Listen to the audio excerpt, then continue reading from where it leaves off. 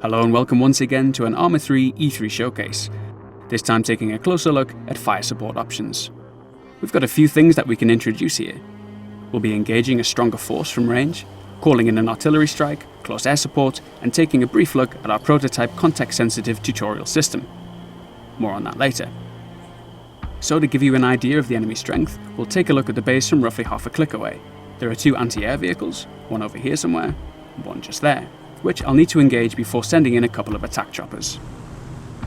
Taking a look from a circling UAV, the thermal camera highlights heat signatures from personnel and vehicles with their engines switched on.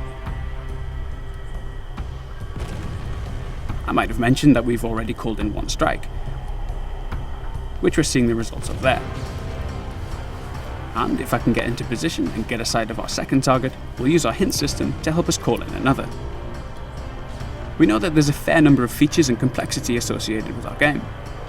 Even those things which perhaps aren't so complex are nevertheless non-standard, so we accept that it's up to us to help introduce functionality. Things like this hint system are intended to be an unobtrusive method of offering support to the player. By unobtrusive, I mean that it's a modular system integrated into the missions themselves, which can be quickly disabled for those players more familiar with the game, accessed optionally for other players who might benefit from a quick reference for which keys to press, and so on. Okay, we've skipped ahead to the fireworks. I think it's worth mentioning that our supports are actual units present in the game world, perhaps a few kilometers away, so when I'm calling in support, I do need to wait for them to prepare, to fire, and for the rounds to get to the target.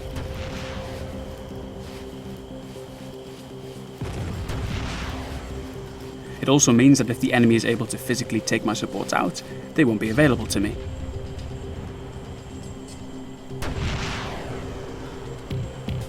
Taking a look again from above, we can see the burning wrecks of the anti-air defences, which means my helicopter is going to have a much better chance of providing effective support.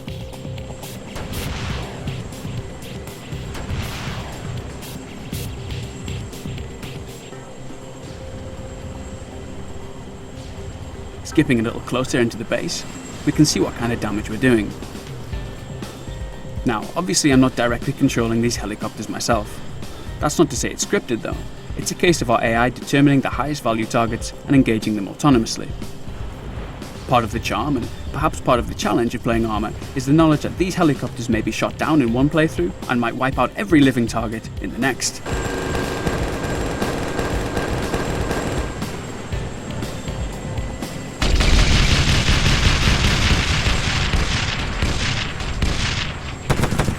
Here, for example, there's an enemy APC pinning me down.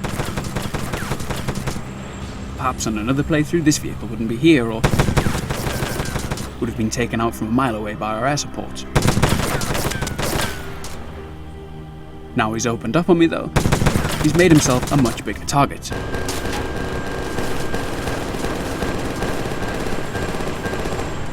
So now my support is engaging him, and I should be able to continue ramboing around the base.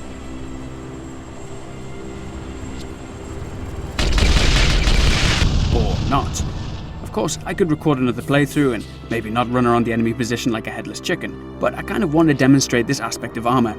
It's a challenge, sometimes it's brutal, but it's also one of the most unique combat gameplay experiences that you can find.